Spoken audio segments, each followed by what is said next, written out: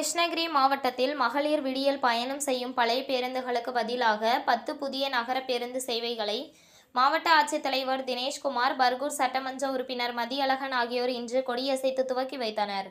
கிருஷ்ணகிரி புதிய பேருந்து நிலையத்தில் தமிழ்நாடு அரசு போக்குவரத்து கழகம் வரை தருமபுரி மண்டலம் சார்பாக மகளிர் விடியல் பயணம் செய்யும் பழைய பேருந்துகளுக்கு பதிலாக 10 புதிய நகர பேருந்து சேவைகளை மாவட்ட ஆட்சித்தலைவர் தினேஷ்குமார் மற்றும் பர்கூர் சட்டமன்ற உறுப்பினர் மதியழகன் ஆகியோர் கொடியசைத்து துவக்கி வைத்தனர். மேலும் புதிய பொலிவுடன் பள்ளி, கல்லூரி மாணவ மாணவிகள் மற்றும் பொதுமக்கள் பயன்பாட்டிற்கு இயக்கப்பட்டு வருகிறது.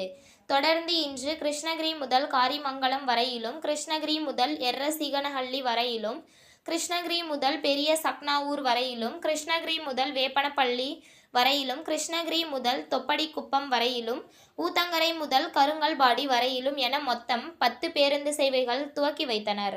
தமிழ்நாடு அரசு போக்குவரத்து கழக மண்டல பொது மேலாளர் மோகன்குமார், அவைத்தலைவர் நாகராஜ், நகரமன்ற துணைத் தலைவர் சாவித்ரி, நகரமன்ற செயலாளர் அஸ்லாம் வேலுமணி, அரசு போக்குவரத்து கழக மண்டல துணை மேலாளர்கள், நகரமன்ற உறுப்பினர்கள், அரசு அலுவலர்கள் மற்றும் கல்லூரி மாணவியர்கள் கலந்து கொண்டனர்.